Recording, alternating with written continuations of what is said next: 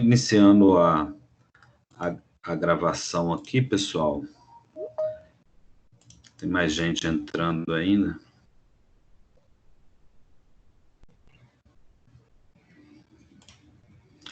Vamos falar do sistema respiratório. Deixa eu ir admitindo o pessoal enquanto está entrando. Bom seria se já entrassem direto, né, automaticamente.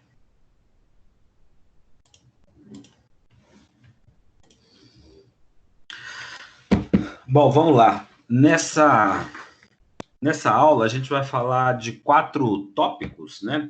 Eu tenho aqui o roteiro da aula. Nós vamos falar inicialmente da estrutura e função do sistema respiratório, da mecânica da respiração, da ventilação pulmonar e do controle da respiração.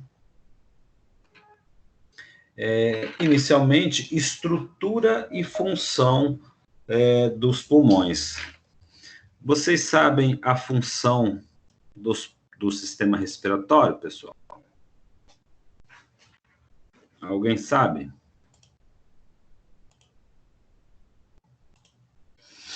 Qual a função do sistema respiratório e quem faz parte do sistema respiratório? Alguém? Milena?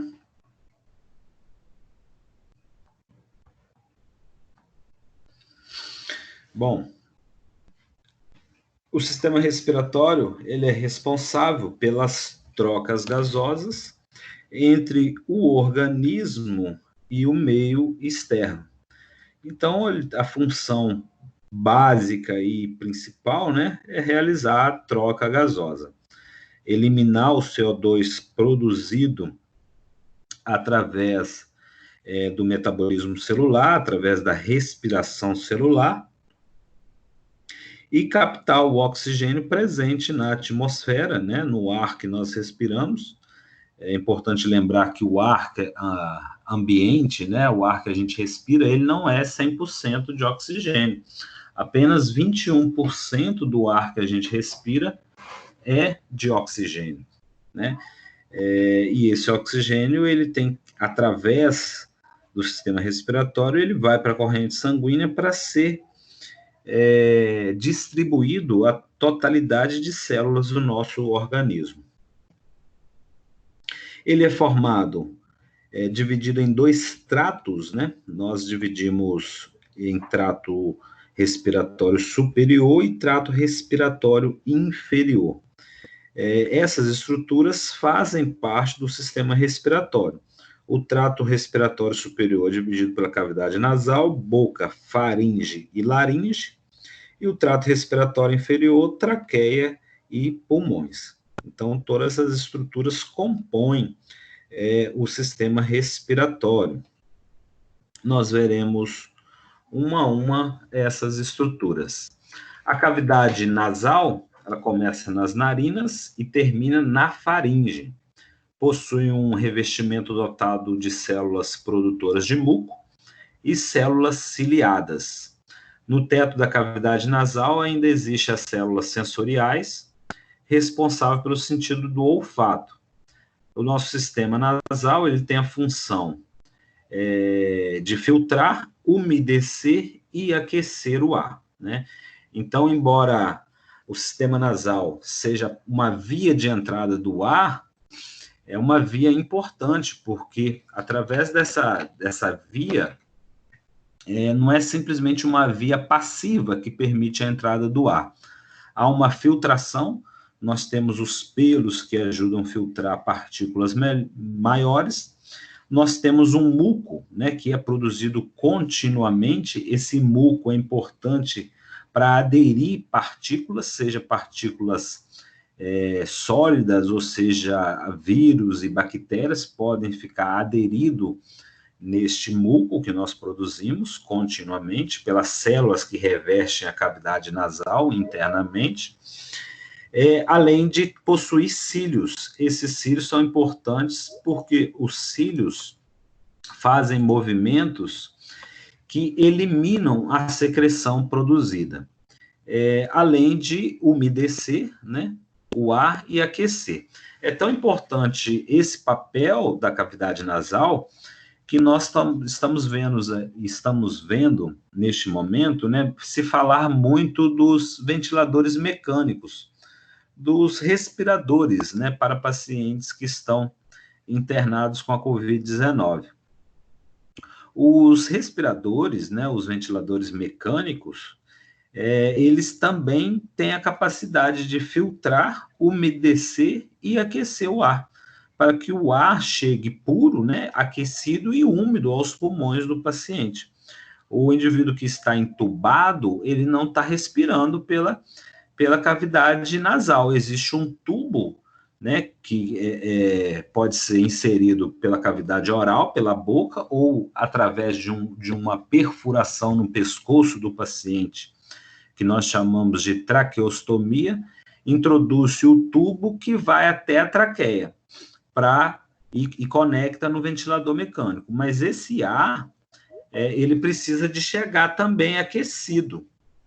Então, o próprio ventilador mecânico, ele aquece o ar, ele filtra e umedece esse ar, para que esse ar possa chegar em condições favoráveis aos pulmões do indivíduo, né? Então, a cavidade nasal, pessoal, ela é bastante importante aí, né? Não só como uma via passiva, onde que o ar passa, mas tem a capacidade de filtrar o ar, de umedecer, e isso é importante para os pulmões. Aqui apenas uma imagem.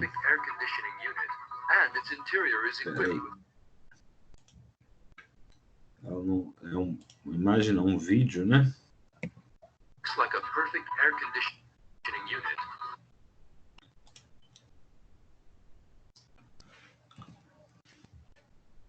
It works like a perfect air conditioning unit, and its interior is equipped with special filters. The curled structure of the nose. Ele não está rodando aqui para mim também. The air is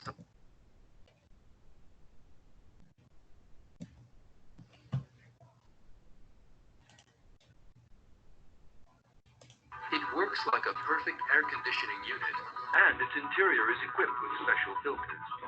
The curled structure of the nose allows the air to move around inside it. The air is thus warmed and moistened by the nasal mucus.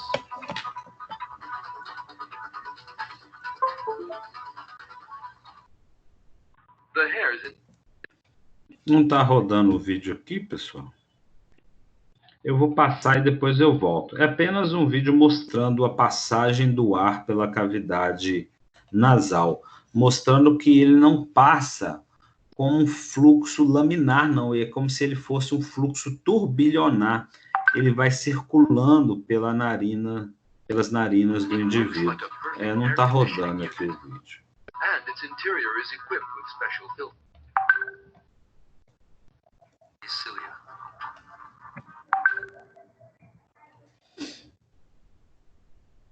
É lá no nosso grupo que estão mandando mensagem?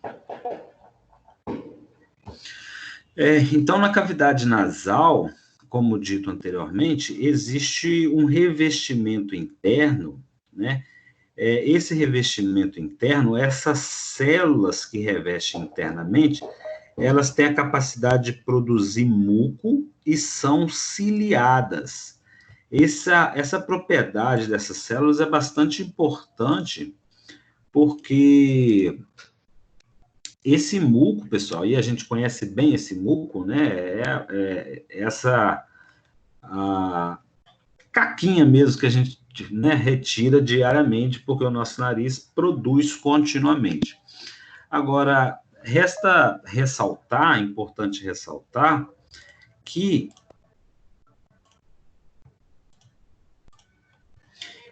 os cílios, né, além das células produzirem o muco, elas são ciliadas, e esses cílios fazem movimentos continuamente no sentido de jogar esse muco para fora. Então, a tendência do muco é sempre ir para fora e nunca para dentro, né, para o trato respiratório inferior, nunca para a traqueia, para os pulmões, porque neste muco ficam aderidas partículas de poeira, né, partículas de sujeira, e ficam também aderidas bactérias, vírus que ficam aderidos nesse muco. E isso é importante porque é um primeiro filtro, né, que nós temos para eliminar substâncias que penetram na nossa cavidade nasal e impedir que essas substâncias cheguem até os pulmões, que poderiam estar causando alguma infecção, algum dano. Poxa, os vídeos estavam rodando tão bem, agora pararam de rodar.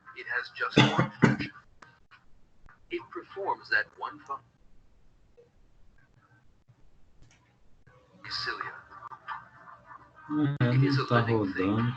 Deixa eu ver se eu tenho esses vídeos aqui. Ah, eu tenho aqui.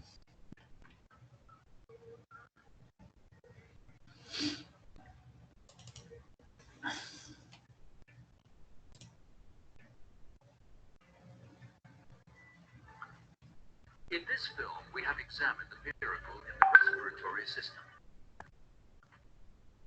The air conditioning system in the nose. The protective mechanism in the respiratory tract.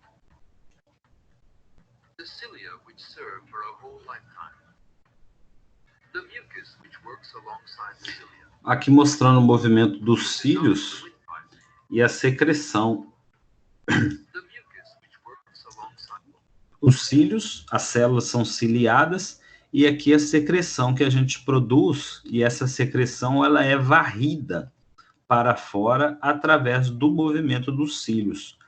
Então, ressaltando, as células que revestem internamente a nossa cavidade nasal, elas possuem cílios, esses cílios fazem movimentos, e essas células também produzem muco.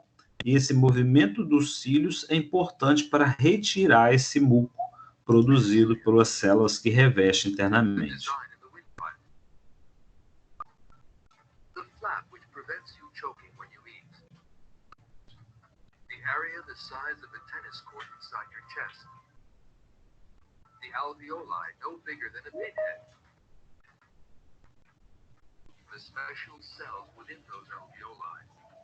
The red blood cell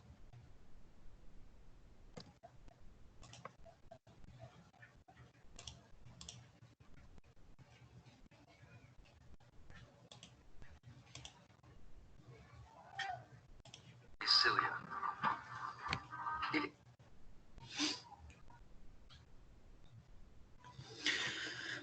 Tudo bem a cavidade nasal? Cavidade nasal é uma via, faz parte do trato superior, uma via de entrada do ar, mas ela não é uma via passiva, ela umedece, ela filtra e aquece o ar. Além disso, a cavidade nasal possui cílios e produz muco, que é importante para retirar esse muco, né, da cavidade nasal, e juntamente com esse muco saem partículas sólidas que podem ficar aderido a ele. A boca ou cavidade oral, né, na odontologia às vezes eles falam cavidade bucal também, é constituída por estruturas dinâmicas com propriedades distintas. A mucosa da boca é ricamente inervada, muito inervada, possui muitas terminações nervosas, fornecendo sensações de tato, dor e paladar. Funciona também como uma via respiratória, mas nesse caso, o ar não é filtrado. Então, pessoal, através da boca, todo mundo sabe, né? A gente pode captar o ar também. Mas o ar não é filtrado, né? Quem filtra o ar, que é importante para a filtração do ar, são as narinas, a cavidade nasal. Claro que é difícil respirar apenas pelo nariz, né? Com a cavidade nasal. Mas existem indivíduos que têm prioritariamente uma respiração oral, né? É chamada até de respirador oral. E indivíduos que respiram muito através da boca, eles podem ter uma série de consequências, de sequelas, né, pela respiração oral, principalmente em crianças, que podem não dormir bem, que podem ter maior infecção de garganta, pode ter complicações da fala, tudo por respirar muito pela boca. Existe correção, né? O profissional especialista nessa área é o fonoaudiólogo, que tem como melhorar a tratar do indivíduo que respira basicamente pela boca, né? A nossa respiração deve ser basicamente pela cavidade nasal. A faringe é um canal comum ao sistema digestório e respiratório, comunica-se com a boca e com a cavidade nasal. Então, aqui eu tenho a cavidade nasal e aqui eu tenho a cavidade oral. A faringe é comum a ambas as cavidades, né? Uma via comum de comunicação aqui entre cavidade nasal e cavidade oral. O ar inspirado pelas narinas ou pela boca passa necessariamente pela faringe. Então, independente se eu estou respirando pelo nariz ou pela boca, o ar vai passar pela faringe.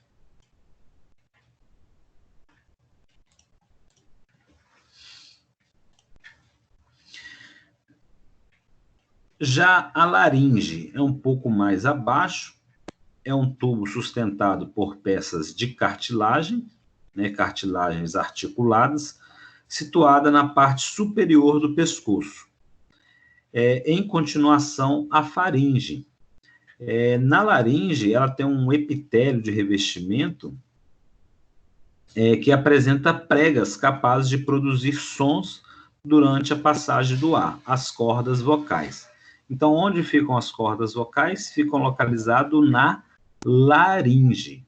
Então, cavidade nasal, cavidade oral, faringe, e aqui eu já tenho a laringe. Na laringe, encontram-se as cordas vocais, que a passagem do ar é capaz de produzir o som. Na laringe, a gente observa também o chamado pomo de Adão. É uma saliência que aparece no pescoço e faz parte de uma das peças cartilaginosas da laringe, né? A gente é mais proeminente nos homens, né, do que nas mulheres, mas facilmente a gente pode localizar. Só colocar a mão no pescoço que a gente vai observar uma saliência maior, que é chamada de pomo de Adão, né? Todo mundo localizou aí com facilidade? A entrada da laringe chama-se glote. Acima dela existe uma estrutura denominada epiglote. Então, aqui a entrada da laringe chama-se glote. Acima dela existe uma estrutura chamada epiglote. A epiglote, ela funciona como uma válvula. Quando nos alimentamos, a epiglote impede que o alimento ingerido penetre nas vias aéreas. Então, tem um papel importante aí a epiglote, pessoal, porque ela funciona como uma válvula que se fecha, né, para impedir que alimentos líquidos ou sólidos penetrem na traqueia, né? O funcionamento dela é contínuo, né? À medida que a gente se alimenta, ou que a gente se respira, ela se movimenta para impedir que os alimentos vão para a traqueia. Aqui uma imagem mostrando a... Vai, pessoal, não para de entrar, hein? Uma imagem mostrando a laringe, e essa aqui é a estrutura denominada pomo de Adão, né? É uma característica que distingue homens e mulheres por ela ser mais saliente, né? Mais protuso nos homens do que nas mulheres. A laringe é basicamente curta, né? Ela não é muito comprida, e logo abaixo da laringe já tem sequência a traqueia. Essa é a estrutura da laringe, né? Na laringe, a gente encontra um osso, esse osso é chamado osso hioide. Uma curiosidade sobre esse osso, que ele é o único osso que não é articulado. Ele não se articula com outro osso. É o único osso no corpo humano que não está conectado diretamente a outro osso. A gente tem a patela também, que, né, não se conecta diretamente a uma estrutura óssea,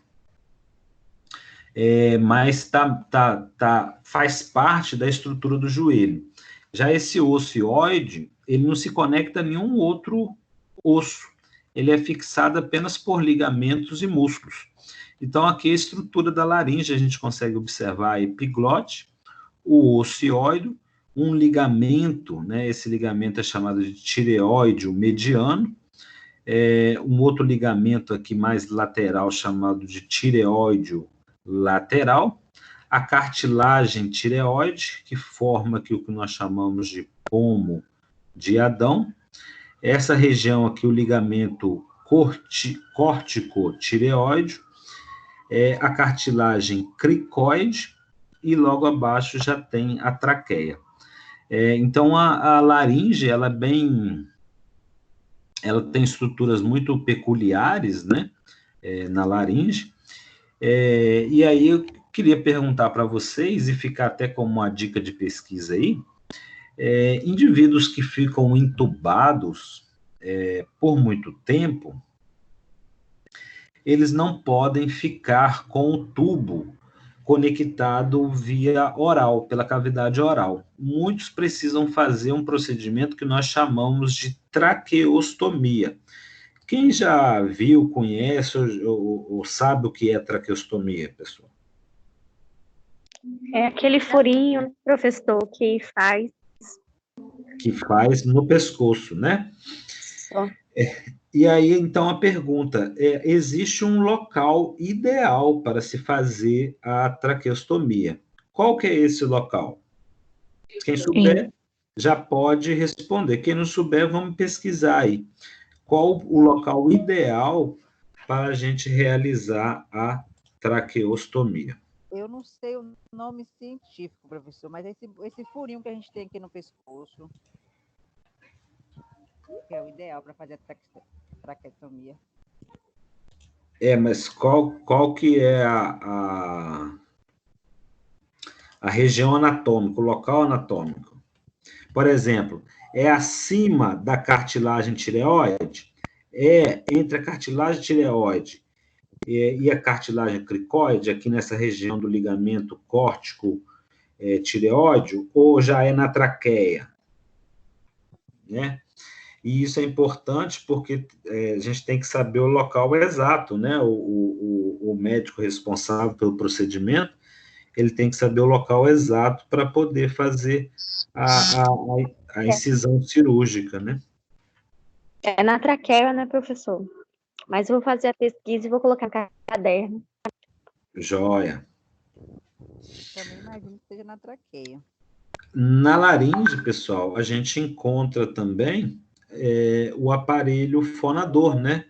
É uma estrutura muscular que, com a passagem do sangue, permite a formação dos sons, né? Que a gente conhece muito bem, né? Para a gente realizar a fala. Então, é na laringe que fica localizado as cordas vocais. Não esquecer disso. As cordas vocais ficam localizadas na laringe. Aqui, mostrando numa visão mais detalhada, nós temos a cavidade nasal, a cavidade oral, né? Aqui nós temos a epiglote, aqui nós já temos a laringe, né? A laringe é curta, não é uma estrutura muito comprida, e a laringe já vai em direção à traqueia. Mas hoje o pessoal está participando bem, hein? Bastante gente entrando aí. Essa epiglote, ela tem uma função importante, porque Porque quando a gente se alimenta, ela funciona como se fosse uma porta aqui, uma válvula. Ela fecha a entrada da laringe para não permitir que os alimentos vão em direção à traqueia. Porque qual o problema dos alimentos, seja líquido, sólido, ir para a traqueia, é que pode favorecer infecções, né? Obstrui os alvéolos, né? Se forem objetos maiores, pode obstruir a própria traqueia e, chegando até nos alvéolos, podem causar infecções. Então, essa epiglote funciona muito bem, é importante ela funcionar muito bem para impedir que isso ocorra. Air continues on to the larynx.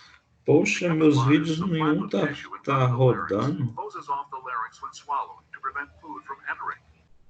The larynx or voice box contains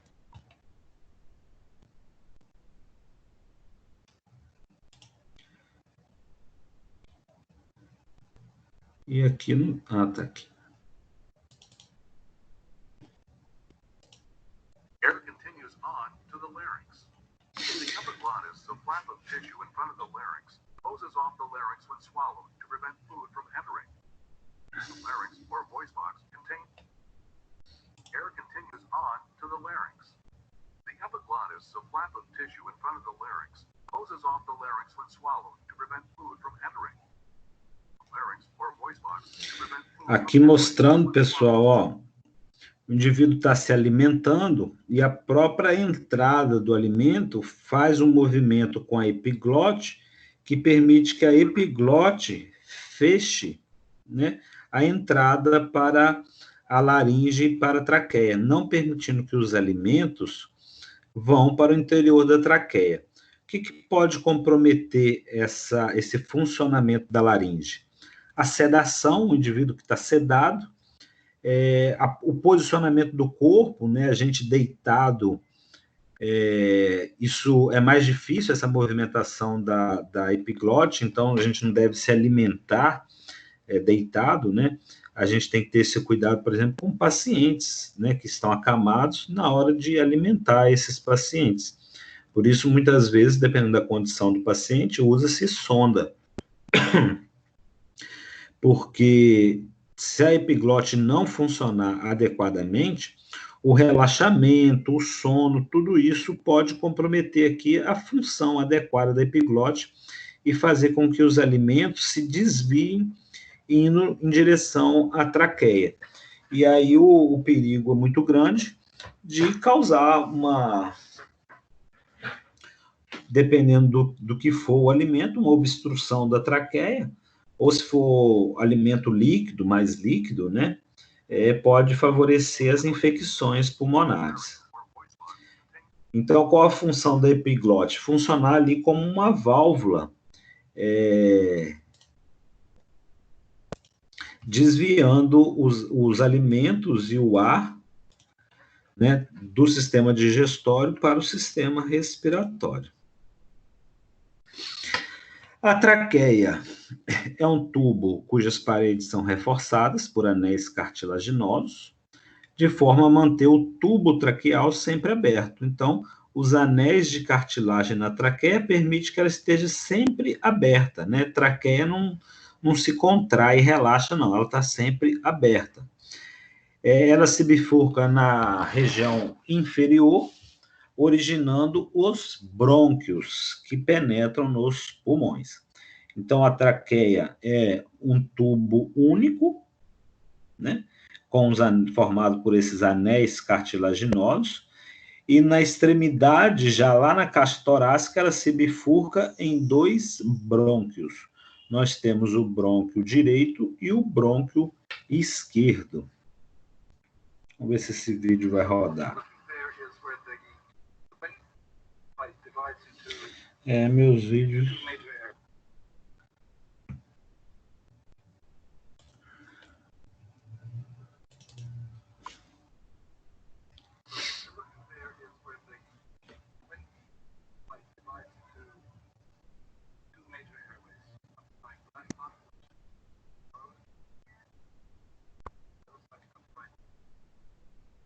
Down the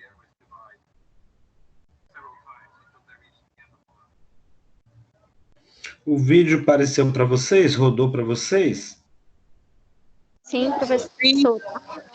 É um exame, né? Um exame de imagem, na qual o indivíduo introduz uma sonda lá no sistema respiratório. Olha os anéis cartilaginosos, ó. Isso aqui está dentro da traqueia.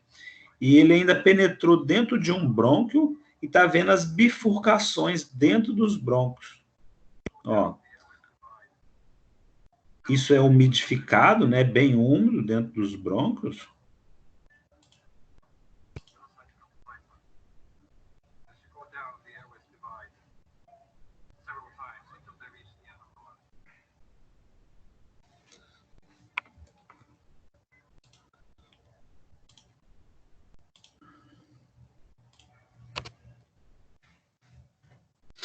A traqueia, ela possui um epitélio de revestimento, também chamado de muco ciliar. Por que muco ciliar?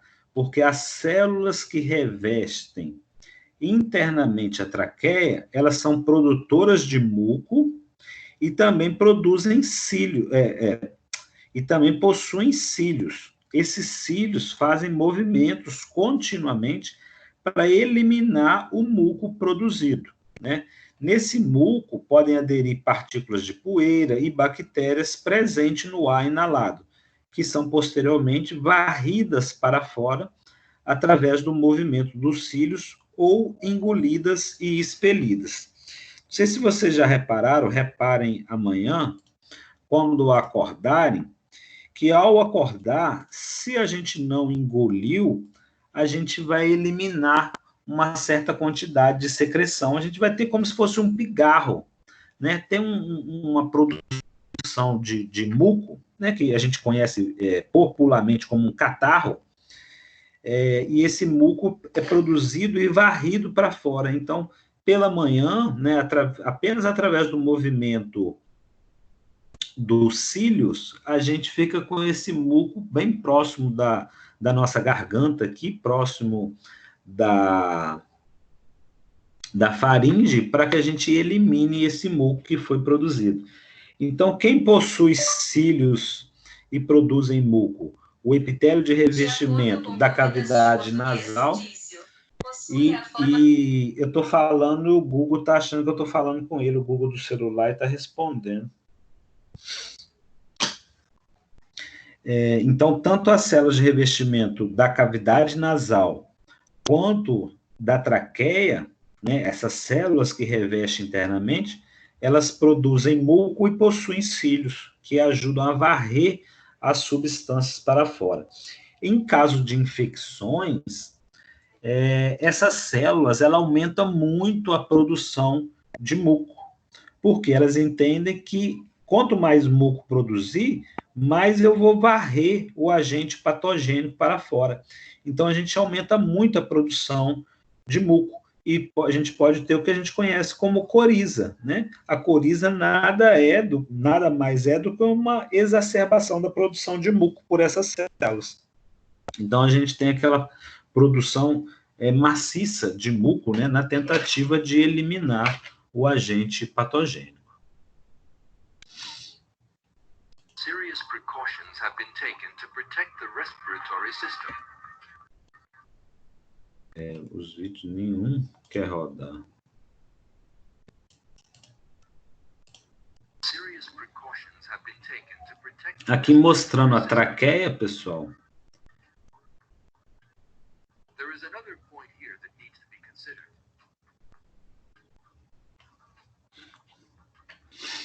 The cilia in the nasal passage carry the mucus upward. Mostrando o movimento dos cílios, sempre no sentido de jogar para fora o muco que é produzido. Foreign bodies are carried towards the pharynx. The billions of cilia in both different regions literally know where the pharynx lies.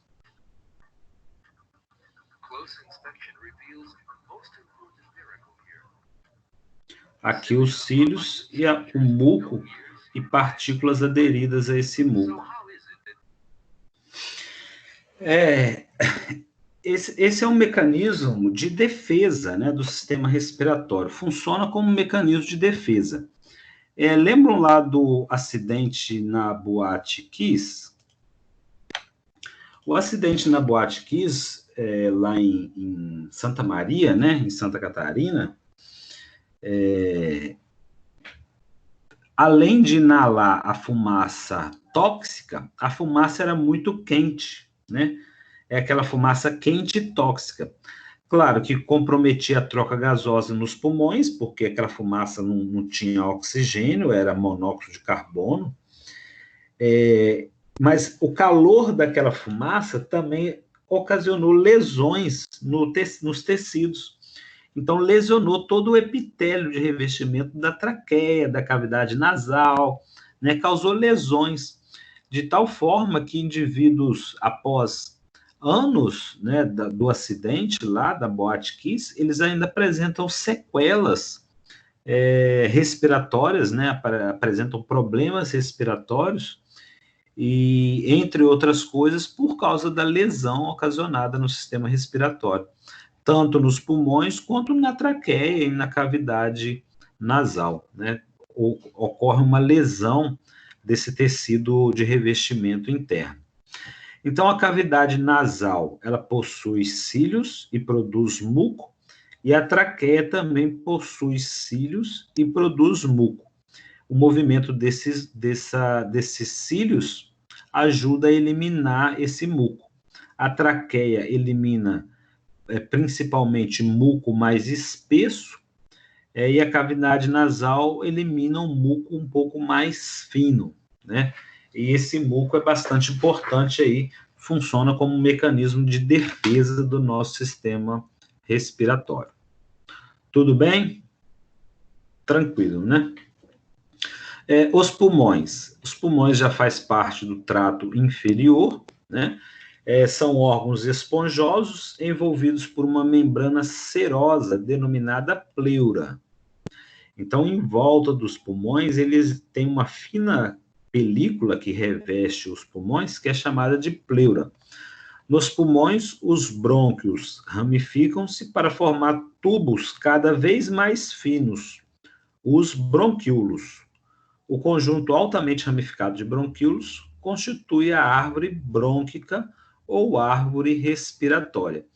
É semelhante a uma árvore porque vai se ramificando cada vez mais e diminuindo cada vez mais também o calibre. O calibre vai diminuindo à medida que os bronquíolos vão penetrando nos pulmões.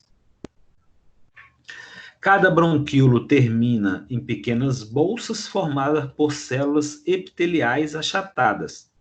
É um tecido epitelial pavimentoso.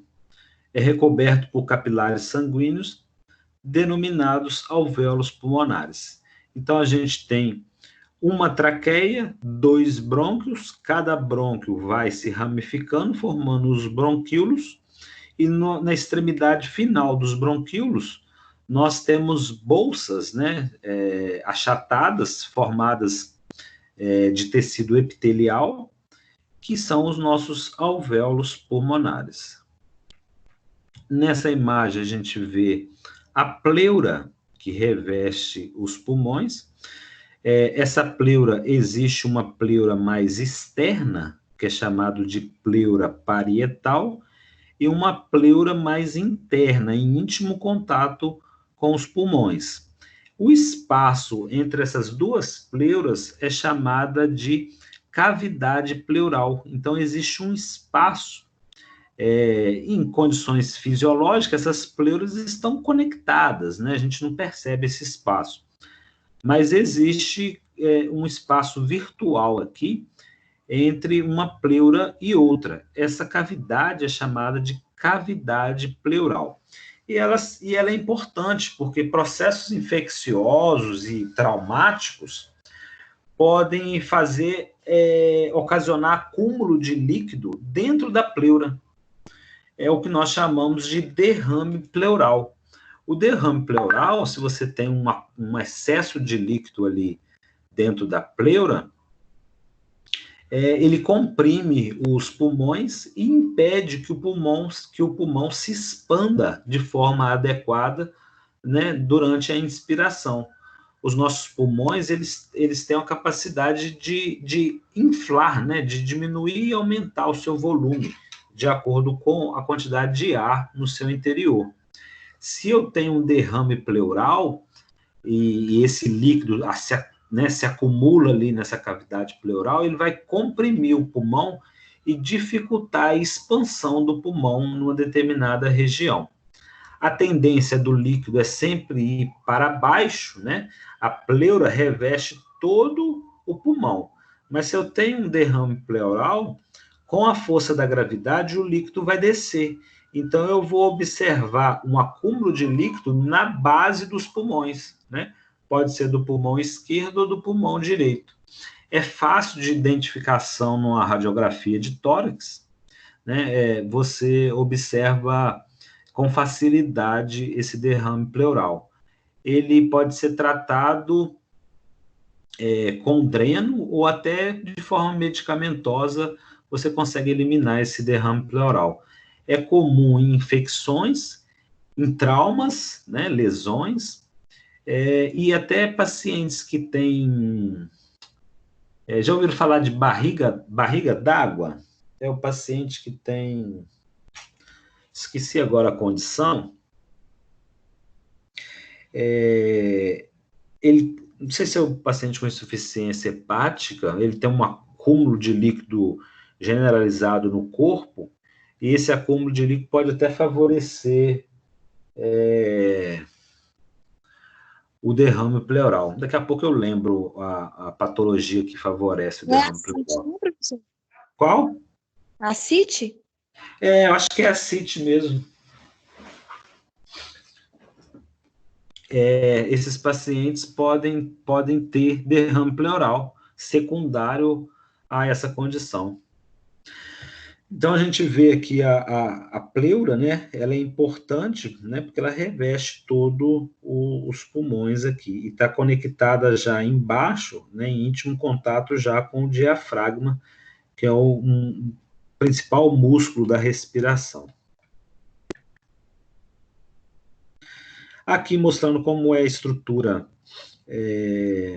da árvore brônquica, né? Nós temos a traqueia se bifurcando em dois brônquios. O brônquio primário é a primeira divisão lá, né? Da traqueia, a primeira bifurcação. Depois a gente tem um brônquio secundário, brônquio terciário, e aí, nas extremidades, a gente já tem um bronquíolo. O bronquíolo terciário, ele realiza troca gasosa também. Nos brônquios, né, e bronquíolo primário e secundário, não ocorre troca gasosa, mas no bronquíolo terciário, que já está próximo dos alvéolos, ocorre troca gasosa. E assim como nos alvéolos, né? Nós temos em número de milhões, né, de alvéolos, e bronquíolos também. À medida que vai diminuindo o calibre, vai aumentando em número, né, em quantidade.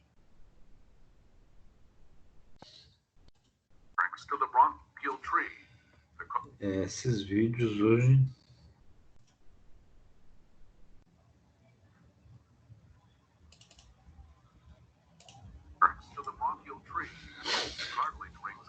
Movimentação dos pulmões, aqui mostrando uma peça cartilaginosa.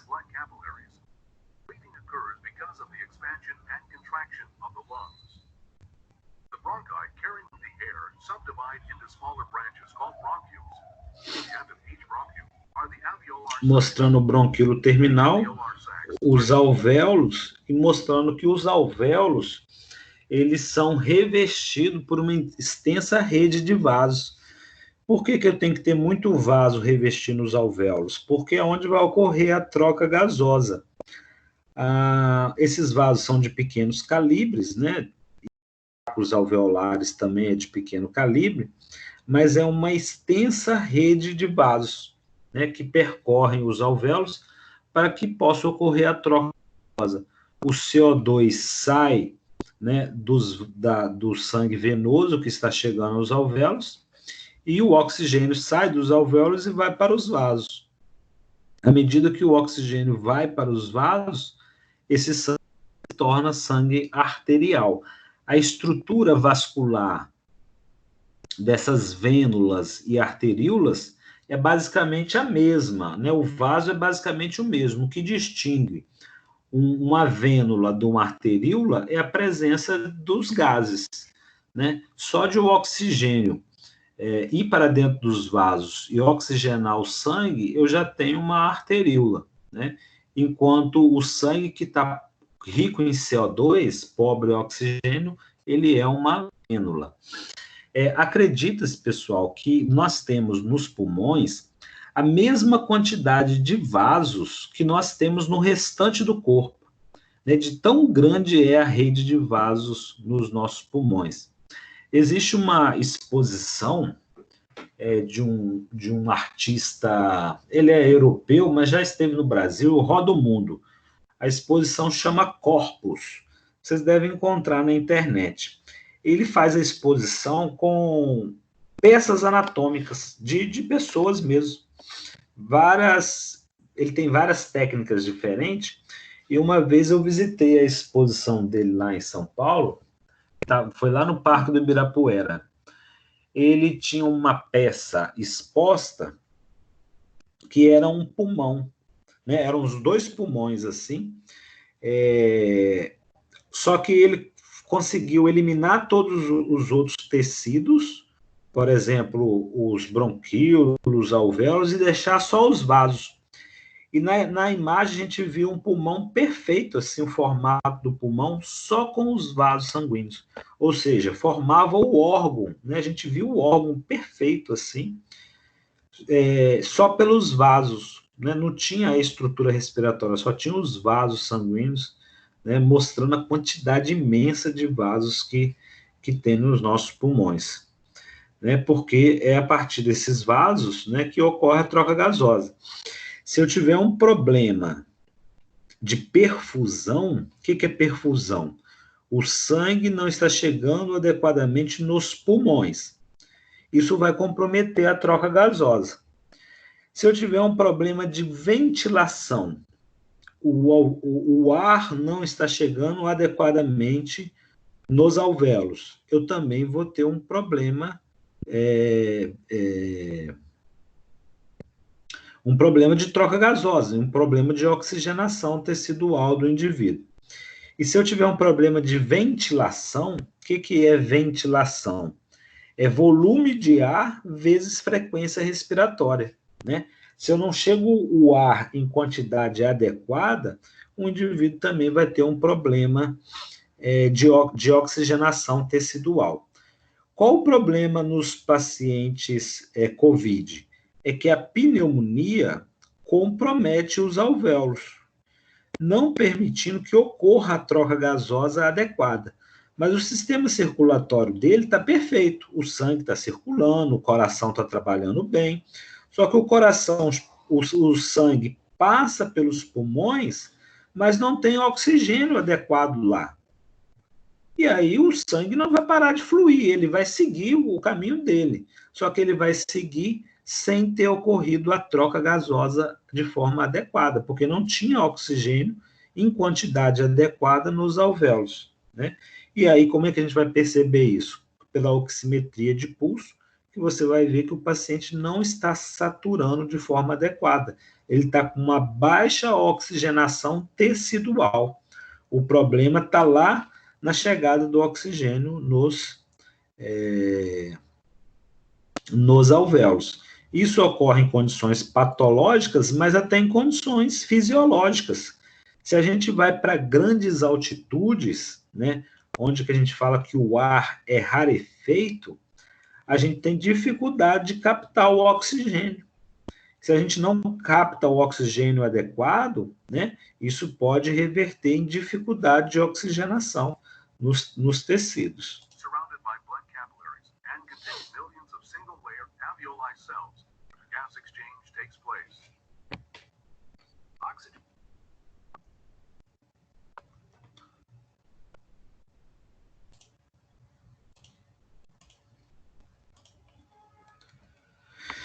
Aqui, nesse slide, a gente consegue observar bem essa estrutura terminal, né, dos pulmões, mostrando aqui os alvéolos, né,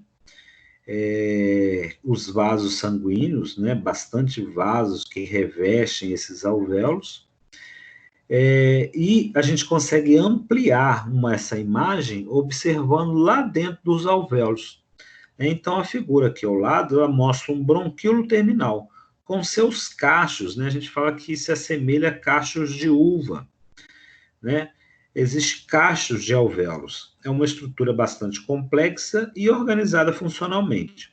Neste quadro aqui ampliado, né, mostra como se fosse uma estrutura dentro do alvéolo. E a gente pode observar uma célula lá dentro do alvéolo chamada pneumócito tipo 2, né?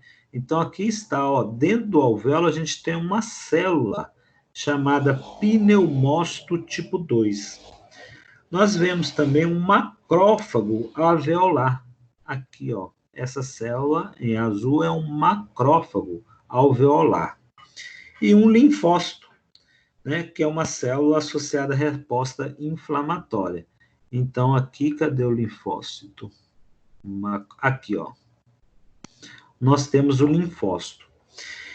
O macrófago é uma célula de defesa, né, que fagocita substâncias. O linfócito induz processos inflamatórios, né, e o pneumócito produz um líquido que é bastante importante, chamado surfactante.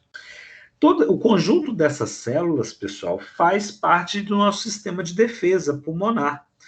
Então, veja que lá na cavidade nasal eu tenho os cílios, eu filtro o ar, né? Eu produzo muco, assim como na traqueia produz muco, tem cílios.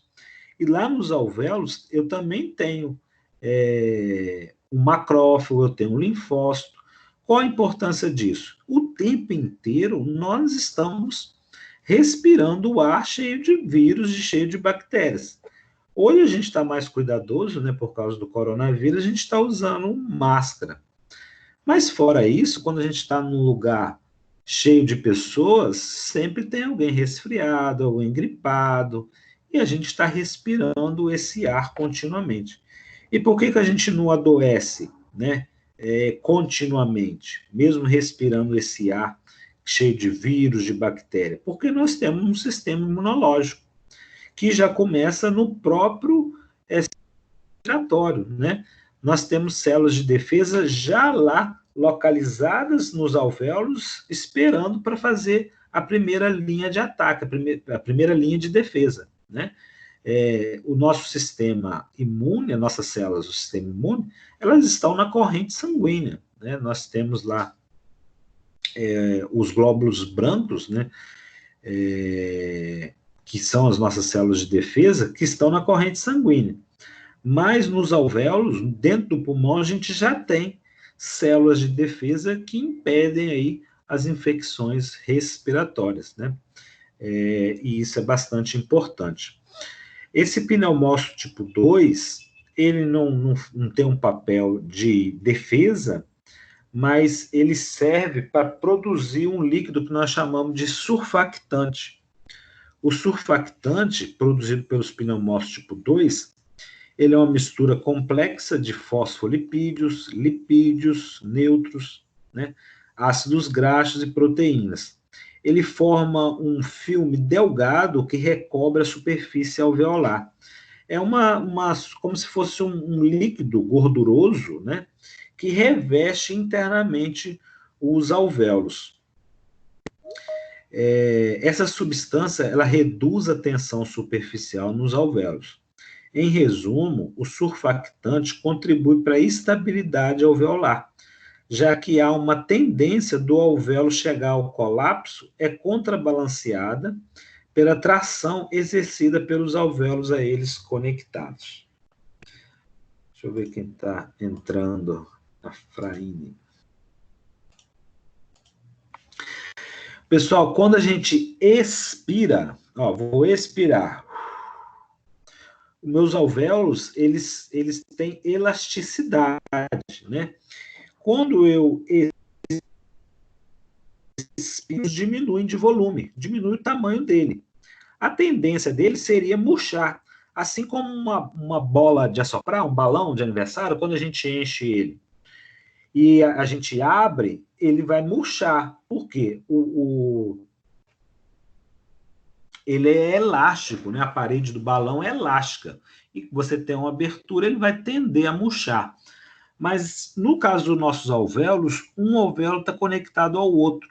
Quando esse alvéolo aqui se esvazia durante a expiração, ele iria murchar, diminuir de volume. Só que quando ele diminui de volume, ele está conectado a outro alvéolo. E aí ele traciona o outro alvéolo. Então, se esse alvéolo aqui, ele diminui de volume, como ele está conectado no outro, ele acaba tracionando o outro. E isso acontece com os vários alvéolos conectados um ao outro, fazendo que eles se mantenham cheios. O surfactante, pessoal, é bastante importante assim para os nossos pulmões, né? Principalmente para manter os alvéolos não colapsados. Que seria o colapso?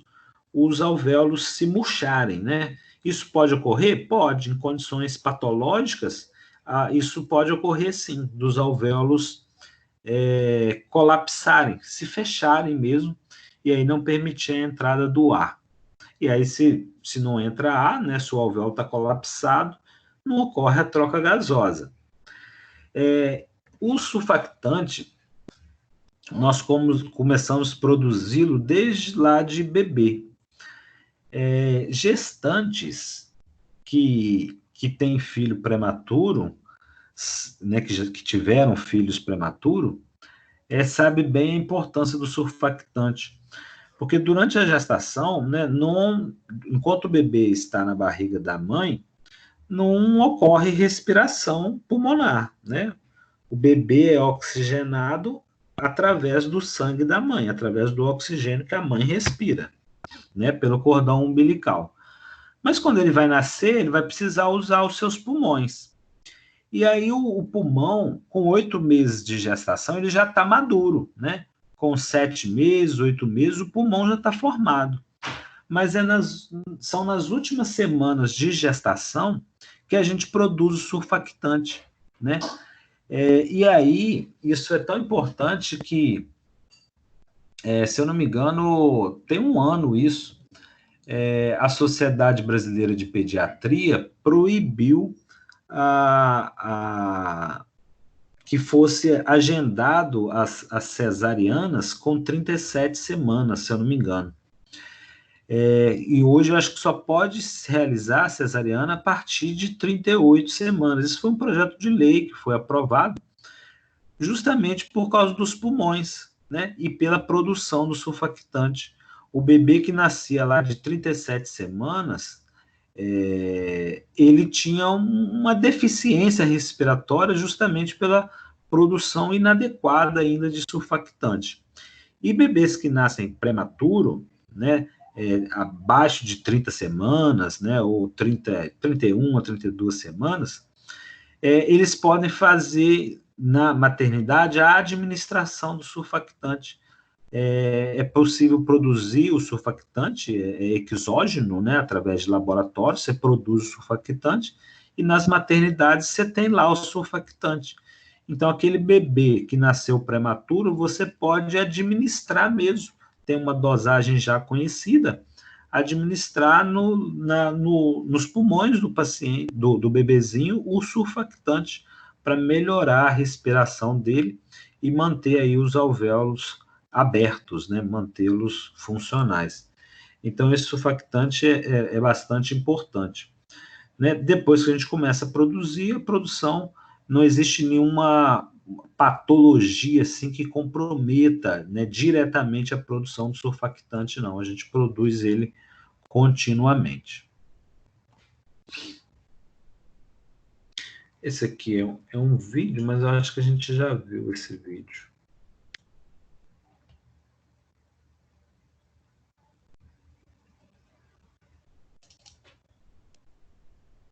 The process of exchanging gases between the atmosphere and the body's cells is called respiration and involves several events, including breathing. As we zoom into the body, we can observe the respiratory system during gas exchange.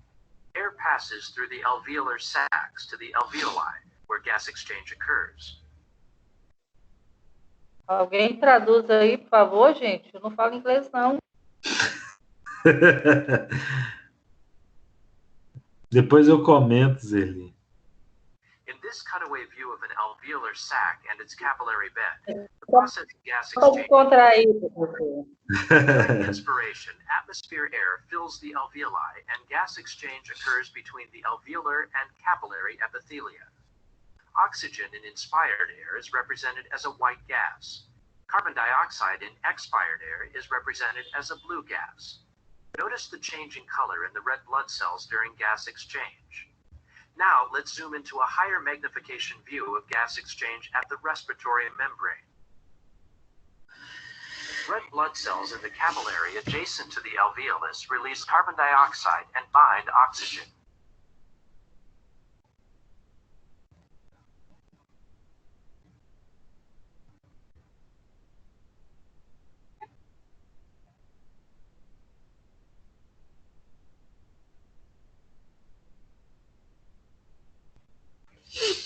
Pessoal, esse vídeo é bem legal e bem ilustrativo, que mostra o processo de hematose. O que é hematose? É troca gasosa.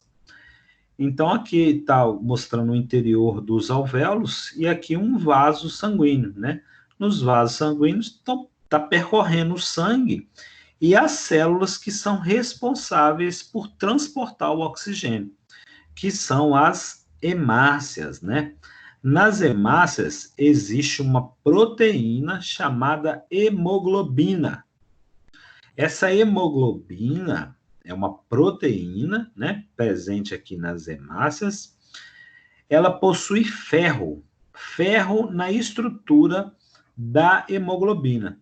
Esse ferro, ele tem alta afinidade pelo oxigênio. Então, o oxigênio atravessa a parede do alvéolo, atravessa a parede do vaso, se ligando ao oxigênio lá, né, se ligando à hemoglobina lá dentro dos vasos sanguíneos. E o CO2, né, vai para dentro dos alvéolos para que a gente expire, né?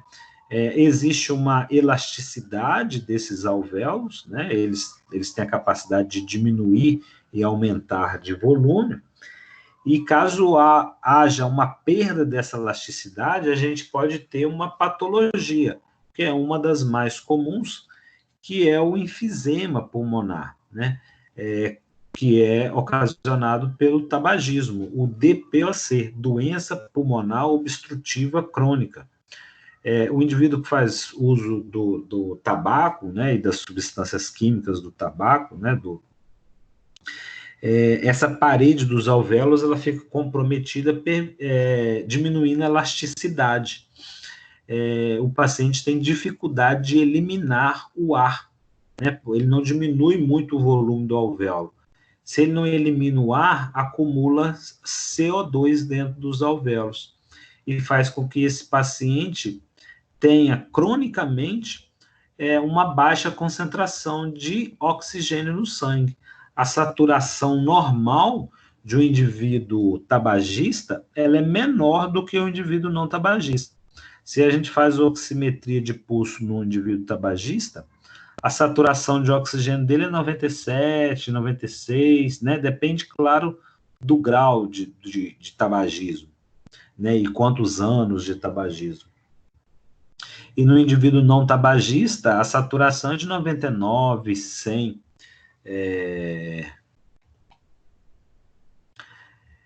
né, de oxigênio na corrente sanguínea.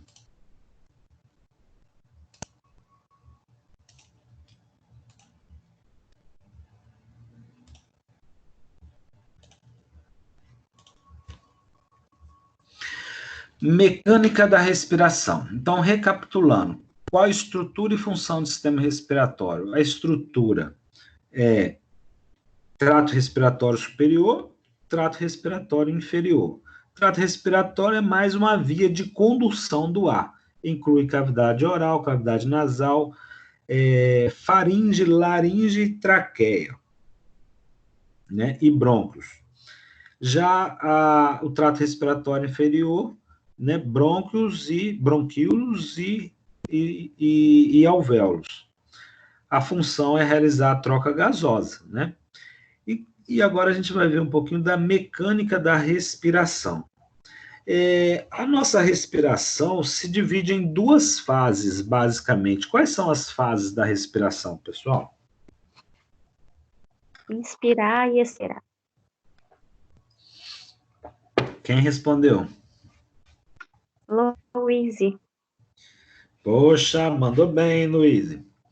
É isso mesmo, a inspiração e a expiração, né?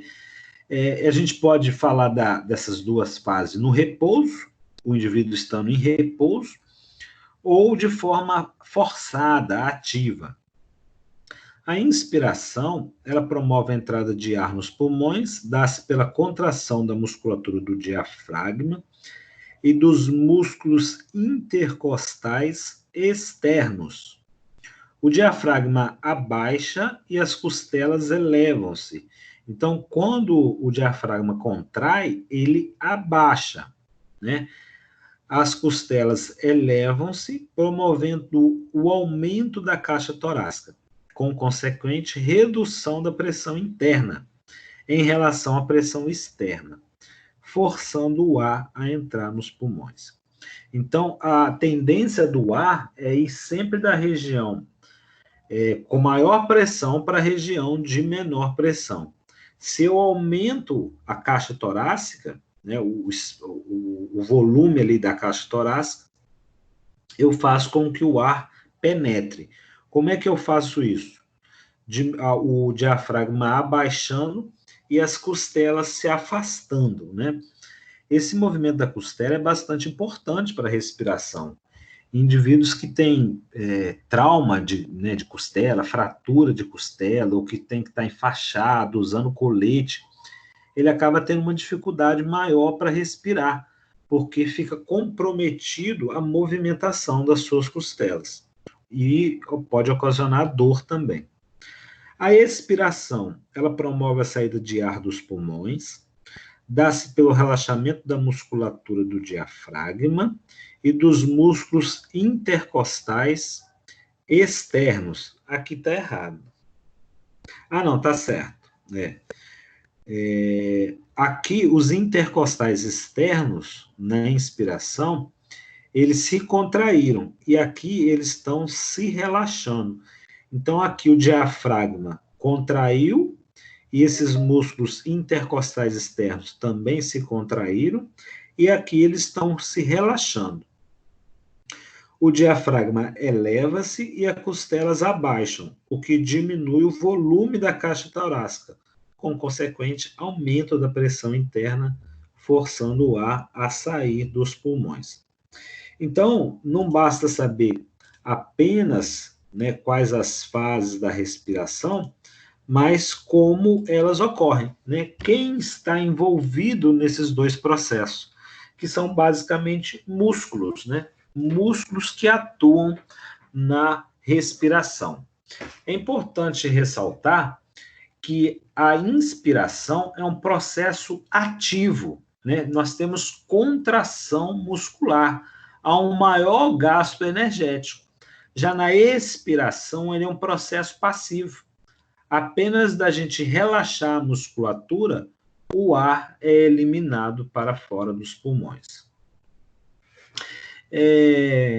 Nessa imagem, nós conseguimos observar o movimento do diafragma. Durante a inspiração, o diafragma ele se abaixa e as costelas se elevam. Durante a expiração, o diafragma se eleva, então ele diminui aqui o volume da caixa torácica. Isso força o ar para fora. Existe um experimento que a gente faz para mostrar como isso ocorre. A gente pega um tubo, né? Aqui é um tubo, é um frasco de vidro, sem o fundo. a gente coloca uma bexiga envolvendo o fundo desse frasco. A gente coloca um tubo aqui, né, veda bem ele, coloca uma tampa, veda, e conecta esse tubo a uma bexiga lá dentro desse frasco. Quando a gente puxa aqui esse frasco para baixo, a bexiga se enche.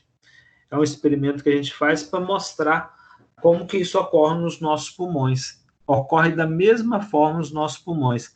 Quem faz o papel dessa bexiga aqui que está no fundo do frasco é o diafragma. Quando o diafragma abaixa, né, isso cria uma pressão negativa, forçando o ar a entrar nos pulmões.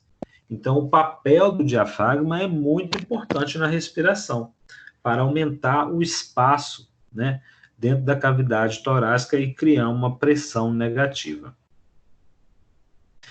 Isso, claro, no repouso, mas existe a inspiração forçada e a expiração forçada, né?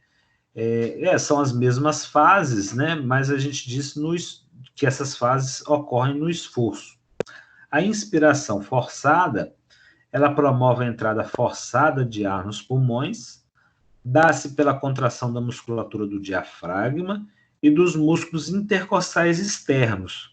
Mas como eu estou forçando para entrar o ar, outra musculatura passam a agir. Os serráteis, os escalenos e o esternocleido occipitomastoide. Esses músculos passam a atuar na inspiração forçada. Na expiração forçada, ela promove a saída forçada de ar dos pulmões, dá-se pela contração do músculo reto do abdômen, do transverso do abdômen, dos intercostais internos e oblíquos internos e externos.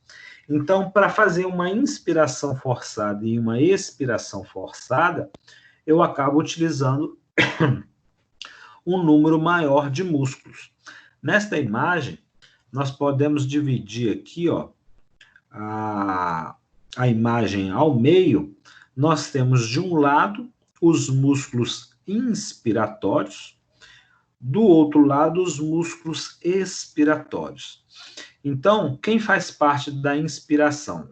Lembrando, pessoal, que a inspiração em repouso é passiva, né? Só há o relaxamento a expiração em repouso, ela é passiva. Só há relaxamento dos músculos inspiratórios. Aqui está mostrando os músculos que são ativados durante a respiração forçada. Então, nós temos lá, ó, vamos olhar aqui os músculos inspiratórios. Nós temos o serrátil anterior, que está conectado às costelas. Nós temos os intercostais. Eles têm esse nome porque eles ficam conectados entre uma costela e outra. E aí, dependendo da posição dele, ele pode ser chamado de intercostal externo e intercostal interno. Nós temos o escaleno, né, os escalenos, que ajudam a elevar aqui as primeiras costelas, e a gente tem o esternocleidomastoide, que já está no nosso pescoço.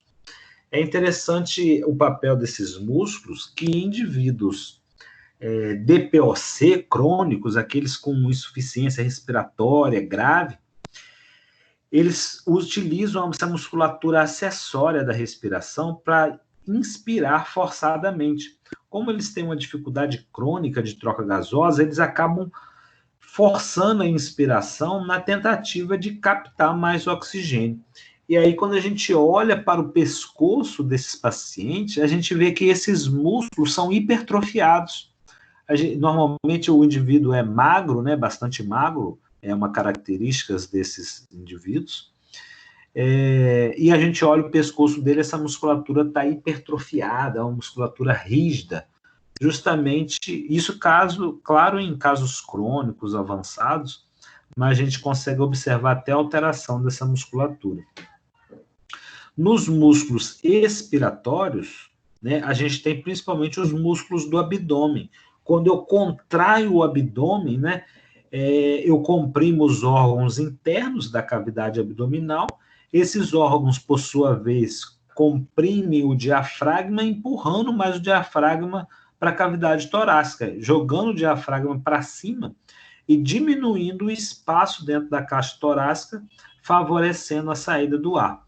Então, nós temos o intercostal interno, transversos do tórax, localizado posteriormente, o reto do abdômen e músculos que fazem parte do abdômen também, mas na região dos flancos, aqui, região lateral do abdômen, que é o oblíquo interno e o oblíquo externo. Né? Para a gente gravar qual intercostal atua na inspiração e na expiração, tem uma dicasinha aqui. O intercostal externo atua na inspiração. Então, o ex atua na ins. E o ins atua na ex. Né?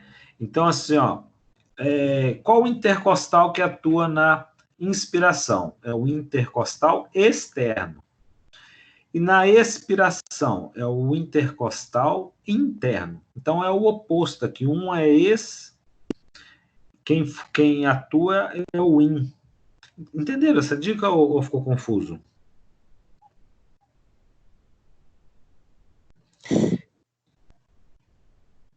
Pode falar. Ambos os intercostais, nós temos intercostais. O principal músculo da respiração é o diafragma.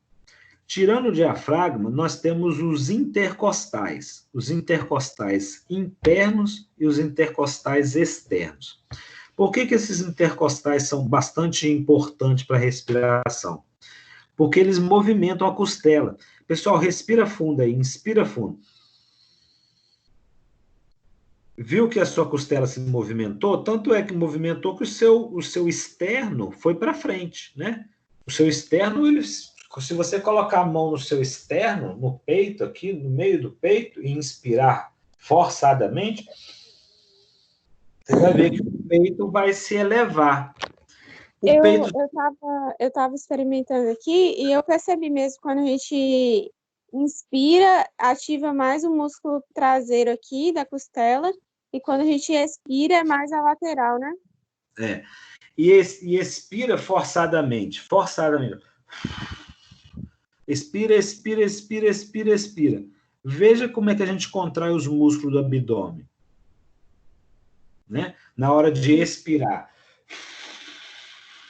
Se a gente forçar a expiração, a gente vai ver que a gente ativa os músculos abdominais. E as nossas costelas, elas se movimentam durante a respiração, tanto na ins quanto na ex. Quem ajuda no movimento das costelas são esses intercostais, porque eles conectam uma costela à outra. Né? O intercostal, ele está conectando uma costela a outra costela. Então, quem faz parte da inspiração é Aí nós temos dois tipos de intercostais. Nós temos os intercostais externos e os intercostais internos, né? Ambos conectados aqui às costelas. O intercostal que ajuda na inspiração é o externo, e o que ajuda na expiração é o interno.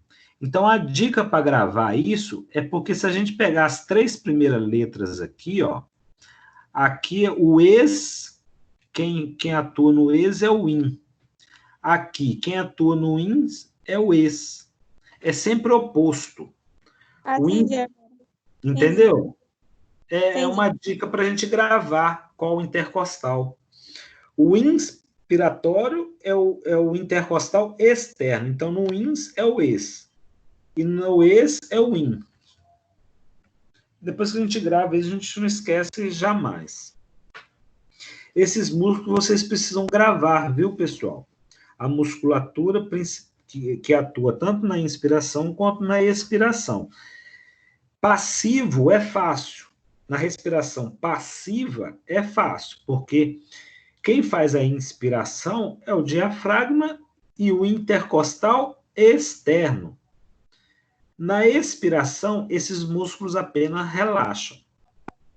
Isso numa respiração em repouso. Agora, quando eu faço uma respiração forçada, aí entra em cena esses outros músculos, né? O esternocleido, o serrátil, né? Os intercostais continuam atuando. Na expiração, eu tenho aqui um papel importante dos músculos do abdômen. Então, é importante gravar e fixar esses músculos. Olha como é que as nossas costelas se movimentam. Elas fazem 2 movimentos importantes, pessoal. Um movimento, né, aumenta o diâmetro antero-posterior da caixa torácica. Se a gente colocar a mão sobre o externo, né, sobre o meio do nosso peito, né, sobre o externo, e inspirar forçadamente, inspirar bastante ar, a gente vai ver que o nosso externo ele vai projetar-se anteriormente, é como se ele fosse subir, ó. Como é que ele vai subir? Porque as costelas estão se movimentando. Esse movimento aqui, na qual o externo vai para cima e para frente, esse movimento é conhecido como movimento de alavanca de bomba. Como se fosse uma bomba d'água das antigas, né, que a gente faz um movimento aqui com a alavanca dela, o externo faz um movimento parecido, né? Esse movimento é conhecido como movimento na forma de alavanca de bomba. Ele aumenta a dimensão antero-posterior da caixa torácica. É como se a dimensão das costas até o peito ela aumentasse. Isso é importante para criar uma pressão negativa e fazer com que o ar vá para o interior dos pulmões. Existe um outro movimento também, que as costelas, elas se movimentam lateralmente, elas se levantam lateralmente. Esse movimento é chamado de alça de balde. Ele aumenta a dimensão lateral da caixa torácica. Então, a gente, durante a respiração, principalmente durante a inspiração, a gente aumenta o diâmetro antero-posterior e lateral da caixa torácica, graças ao movimento das costelas, né? Esses movimentos são conhecidos como alavanca de bomba e alça de balde, né? Isso é importante porque essa movimentação da costela vai aumentar o diâmetro da caixa torácica, favorecendo a entrada de ar. Se eu tenho uma lesão de costela, ou se o paciente está muito tempo acamado, né, ou se eu tenho uma fratura de costela, ou se está usando um colete, algo que comprima, né, a costela, ou que diminua a movimentação da costela, vai dificultar a respiração do paciente. The abdominal cavity from the chest cavity. It gains its shape from its attachments. Olhem esse vídeo, pessoal, que vai mostrar bem o movimento da costela, ó. Ao externo vindo para frente, né? Aumentando o diâmetro antero-posterior. Aqui o movimento do diafragma, ele abaixa, ó.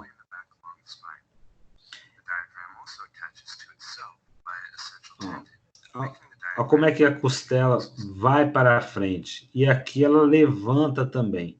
Então, a gente tem um aumento do diâmetro lateral da caixa torácica e um aumento do diâmetro antero-posterior, graças à inserção do diafragma nas últimas costelas, né? O diafragma, quando ele se contrai, ele movimenta as costelas e os músculos intercostais. Ó, as costelas se elevando aqui, ó, lateralmente, ó.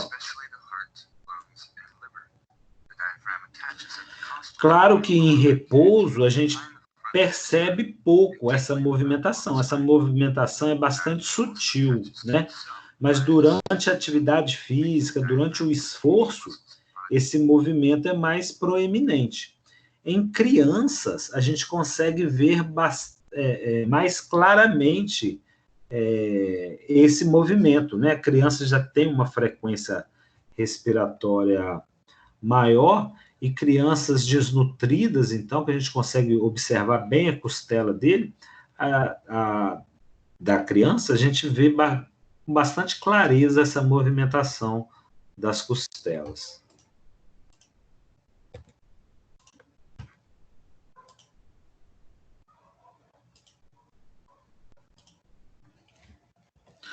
Bom, tá fácil até agora, então a gente vai começar a dificultar, falando sobre capacidade pulmonar. A capacidade pulmonar é o volume total de ar que cabe no sistema respiratório. Quanto de ar, de volume de ar, vocês acham que a gente inspira e expira a cada respiração, pessoal? 2.900. Hã? Estou olhando o gráfico. Tá aí no gráfico. Eu acho que deve ser meio litro, né? Que eu já tinha lido. Quem falou? Louise.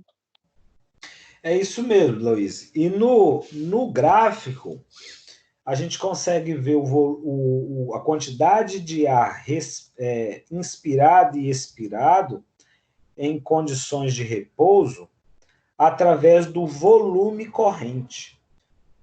A capacidade pulmonar total é cerca de 5.000 ml, né, de ar, ou seja, 5 litros de ar, a capacidade total.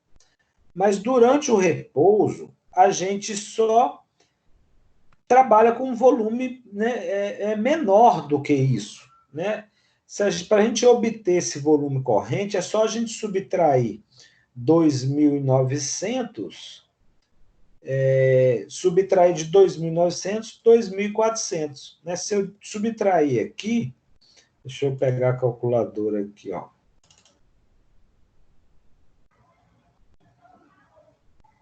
Só para a gente ir calculando. Ó, se eu subtrair 2.900, subtrair 2.400 de 2.900, eu vou ter 500. Então, o volume corrente, ele é apenas 500 ml de ar, né? Agora, vamos fazer um exercício aí, ó.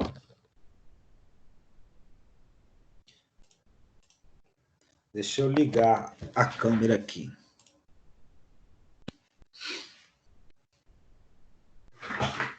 Ligou.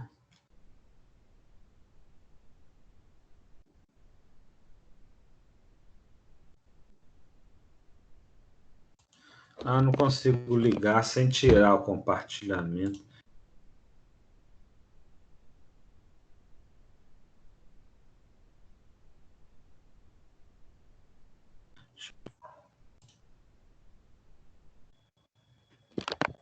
Pessoal, vamos fazer um exercício. Ó, a gente está respirando em repouso, normal. O exercício que a gente vai fazer, a gente vai inspirar, e depois de inspirar normal, em repouso, a gente vai fazer uma inspiração forçada. Ó, eu vou inspirar e depois não, sem expirar, eu vou forçar a inspiração. Então, inspirei, ó. Agora eu vou forçar.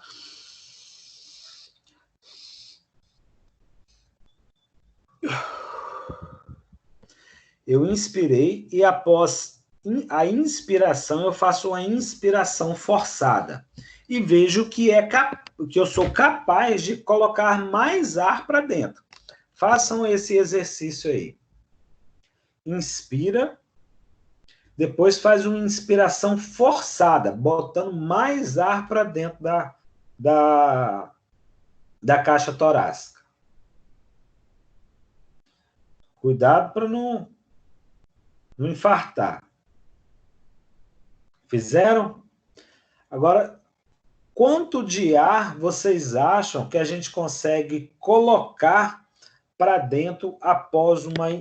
Eu fiz uma inspiração, depois eu faço uma inspiração forçada. Quanto de ar que vocês acham que a gente coloca para dentro após a inspiração? 5 litros. 5 litros, só que a gente já... Isso vai dar no total, né? Só que a gente já tinha lá 2.900. Então, se eu colocar 5.000, se eu subtrair 5.000 de 2.900, 5.000 menos 2.900, eu tenho 2.100. Então, ou seja, eu consigo colocar uma quantidade de ar de 500 ml, respirando em condições de repouso, mas se eu quiser forçar a entrada do ar, eu ainda consigo colocar mais 2 litros de ar, né? 2 litros e 100 ml de ar para dentro do meu sistema respiratório. Isso aí tem um nome, é chamado de volume de reserva inspiratória. Agora nós vamos fazer um exercício diferente. A gente vai expirar e depois de expirar, a gente vai fazer uma expiração forçada. Então, vou expirar, inspirei, expirei. Agora eu vou forçar.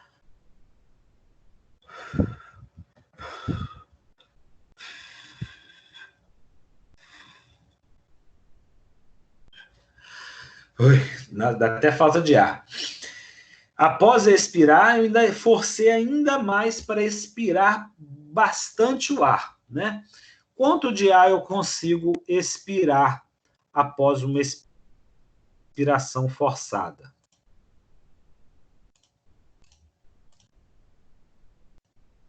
Deixa eu voltar aqui a tela.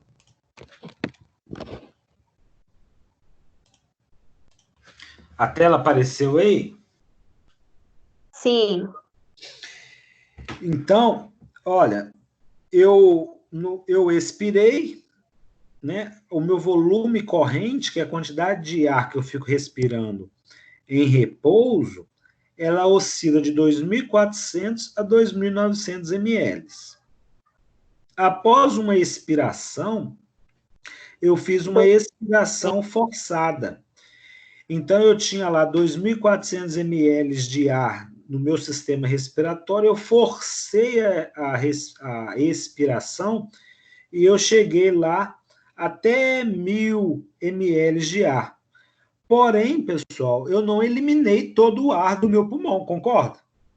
Mesmo após uma expiração forçada, ainda vai permanecer um volume de ar, porque senão meus alvéolos iam se colabar, eles iam murchar por completo, eles iam colapsar, né? A palavra técnica correta é colabar, colabamento dos alvéolos. Por que eles não colabam? Porque ainda permanece um volume de ar dentro dos alvéolos. Esse volume de ar é chamado de volume residual, né? Qual é esse volume residual? Cerca de 1.000 ml. Né? Então, mesmo após uma expiração forçada, eu mantenho lá 1.000 ml de ar dentro dos meus pulmões. Mas Pode falar. uma dúvida. Não seria, no caso, 2.400 menos 2.200? Aí que o resultado seria o que ficaria? 2.400 menos qual? 1.200? O volume residual? O volume residual, não. O volume de reserva expiratório, aí eu teria que subtrair 2.400. Aqui a linha está mais ou menos no 1.000, né? Não está no 1.200.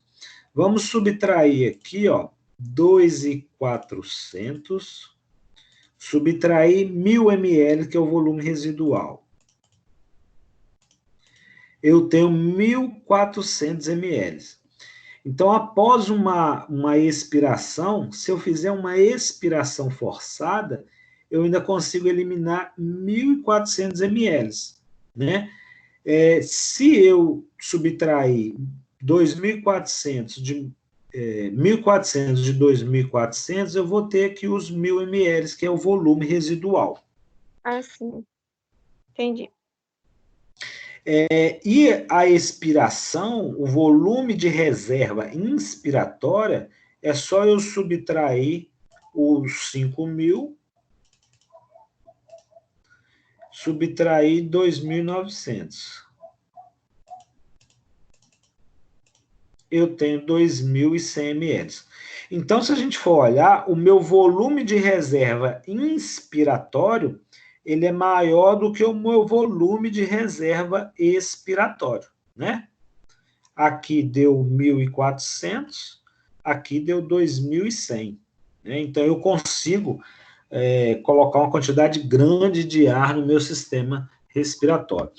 Mas, em repouso, eu trabalho aqui, ó, né, entre 2.400 e 2.900, né? Esse meu volume é o volume corrente. E quando a gente olha, né, transpõe isso pensando nos alvéolos, eu vejo que esses alvéolos, pense numa bexiga de assoprar, uma bola de assoprar de aniversário, que ela tem uma capacidade né, ela tem uma elasticidade. Quando eu estou só com o meu volume corrente, o meu alvéolo reduz bastante de tamanho. Ó. Mas ele tem uma elasticidade que, se eu fizer uma inspiração forçada, olha o tamanho que o meu alvéolo pode atingir.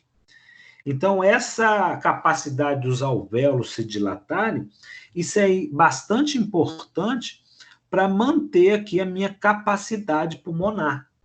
Quando que o indivíduo perde isso? A própria idade, né? A própria idade faz esses alvéolos perderem elasticidade, diminuindo a capacidade pulmonar total do indivíduo.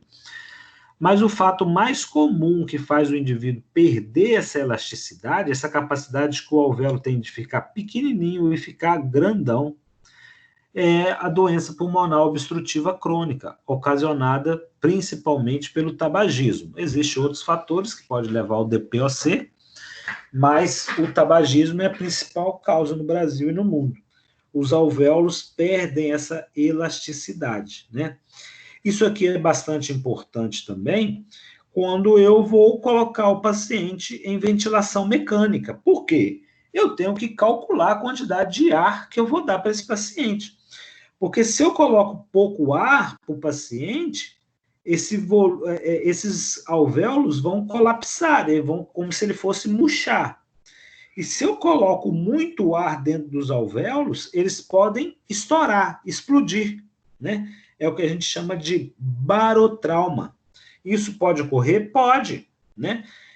A gente está vendo aí a mortalidade. Aí, esses dias mesmo eu ouvi uma reportagem e falei assim, mas o paciente estava entubado e morreu. Né? O tubo, colocar o paciente em ventilação mecânica, claro, é a alternativa de vida para ele, mas não significa que o ventilador mecânico faz bem para o paciente, não.